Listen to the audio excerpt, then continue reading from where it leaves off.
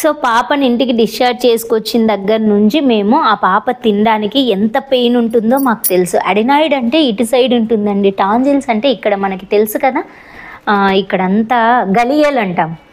So ఆ గలియలకి చేసింది కాబట్టి, అండ్ హాస్పిటల్లో మాకు ఆ రిమూవ్ చేసిన గలియలు ఒక బాక్స్లో చూపించారండి. దాన్ని చూస్తే నాకైతే అసలు ఒక రకమైన ఫీలింగ్ వచ్చేసింది, అసలు భయం వేసింది. అసలు వాటిని చూస్తే ఎంత పెద్ద పెద్దగా ఉన్నాయో, అసలు అవి అంతగానో కండప్ మజిల్ అనేది పెరిగిపోయింది. ఆ గలియలు అనేవి, ఆ టాన్సిల్స్ అనేవి ఇంత పెద్ద పెద్దగా ఉన్నాయి.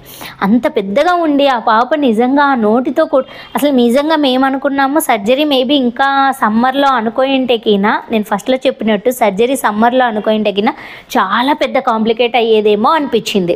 అంటే అప్పటికే ముక్కంతా బ్రీతింగ్ ఆగిపోయింది, నోట్ నుంచి కూడా స్టాప్ అయ్యేదేమో మేబీ, అవి చూసిన తర్వాత ఆ టాన్సిల్స్ చూసిన తర్వాత అయ్యేదేమో అనిపించింది. అంత ఇదిగా ఉన్నాయి, అసలు పెద్ద పెద్దగా ఉండినాయి. బట్ మంచి డెసిషన్ తీసుకున్నాము, ఇమీడియట్గా చేపించి. ఆ సమ్మర్ అనేసరికి ఇంకా 3 months టైం ఉండింది. ఫెబ్లో అంటే మార్చి, ఏప్రిల్ ఎండింగ్, ఏప్రిల్ మధ్యలో అట్లా. సో ఏప్రిల్లో ఎగ్జామ్స్ అయిపోతే ఏప్రిల్ అయిపోయిన తర్వాత అంటే చాలా టఫ్ అయ్యేది. సో చేయించాము. డాక్టర్ చెప్పింది ఏంటంటే ఒక 2 weeks ఇంట్లో పెట్టుకోండి, స్కూల్కి పంపించొద్దు, 2 weeks తర్వాత చేయించుకోవచ్చు, అండ్ వీక్లీ వన్స్ నాకు చెకప్కి తీసుకురండి అని చెప్పాడు. సరే, ఇంకా ఆ పాప ఏమీ రైస్ కానీ ఏమీ తినేలా లేదు కాబట్టి నేను ఇంకా ఆ 2 days హాస్పిటల్లో ఉన్న 2 days అనుకోండి, సర్జరీ రోజు అండ్ ముందు రోజు నేను అడ్మిట్ అయ్యే రోజు స్కూల్కి వెళ్ళేసి వచ్చాను. నెక్స్ట్ డే 2 days లీవ్ ఇవ్వడానికి నాకు చాలా కష్టం అయింది. ఆ 2 daysకే ఇంకా నెక్స్ట్ డే నేను స్కూల్కి వెళ్ళాలి, తప్పదు. ఇంకా 2 రోజులు లీవ్కే చాలా కష్టమైంది. సో ఇక్కడ నాకు అడ్వాంటేజ్ కలిసి వచ్చింది ఏంటి అంటే, మా హస్బెండ్కి బాగా వర్క్ ఫ్రమ్ హోమ్ని కాబట్టి తను బాగా పొద్దునంతా ఇంట్లో ఉండి చూసుకోవడము, నేను స్కూల్కి వెళ్ళి వచ్చాక చూసుకోవడము. అండ్ ఇక్కడ ఏంటి అంటే సర్జరీ అయిన తర్వాత 2-3 weeks వరకు, ఆల్మోస్ట్ 2.5 weeks వరకు 1 hour or 1.5 hour once medicine ఉండేవి. ఇప్పుడు నేను జాబ్కి వెళ్ళిపోతే, మా హస్బెండ్ జాబ్కి వెళ్ళిపోతే, సో 1.5 hour వన్స్ మెడిసిన్ ఎవరు ఇస్తారు? అండ్ 2.5 weeks 3 weeks లీవ్స్ ఇవ్వడం అంటే ఎవరు ఇవ్వరు. మనమే కాదు, వాళ్ళ సిచ్యువేషన్ కూడా అర్థం చేసుకుంటే, స్కూల్ వాళ్ళు టీచర్గా జాబ్ చేస్తున్నప్పుడు అన్ని వీక్స్ వాళ్ళు ఒక టీచర్ని వేరే టీచర్ని చేయాలి అంటే చాలా కష్టం. కాబట్టి వాళ్ళ సిచ్యువేషన్ సైడు మనం అర్థం చేసుకోవాలి. సో కాబట్టి నాకు వచ్చిన అడ్వాంటేజ్ అక్కడ వర్క్ ఫ్రమ్ హోమ్ ఉండడం వల్ల మా హస్బెండ్కి, నేను మార్నింగ్ ఏం చేసేదాన్ని అంటే మాకు మామూలుగా ఫుడ్ చేసేదాన్ని, బట్ ఆ పాపకి సపరేట్గా ఫుడ్ చేసేదాన్ని. ఎలాంటివి అంటే లిక్విడ్ ఫుడ్స్. నేను మామూలుగానే పిల్లలకి చాలా హెల్తీగా ఫుడ్ ఇస్తాను, లిక్విడ్ ఫుడ్స్ ఇచ్చేదాన్ని. ఎలా ఇచ్చేదాన్ని అంటే, నాకు రాగి జావా నేను ఆల్రెడీ మన ఛానల్లో చాలా పోస్ట్ కూడా చేశానండి, మీకు ఇష్టమైతే చూసుకోండి. రాగి జావని, స్వీట్ రాగి జావా అంటాం, స్వీట్ రాగి జావని చేసేసి స్పూన్తో తాగిచ్చేలాగా, సూప్ లాగా. సో చేయించేసి ఆ పాపకి అది చాలా ఇష్టం, అట్లీస్ట్ తింటదేమో అని చెప్పేసి ఒక కప్కి చేసి ఇవ్వడము.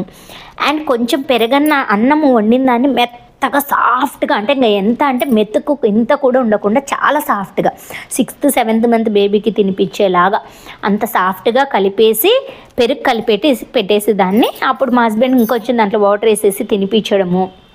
అలా చూసుకుంటూ 1.5 hour మెడిసిన్ వేసుకుంటూ నేను స్కూల్కి వెళ్ళి వచ్చినంతసేపు తను చూసుకున్నాడు. మార్నింగ్ అంతా మ్యాక్సిమం తనే కవర్ చేసుకున్నాడు.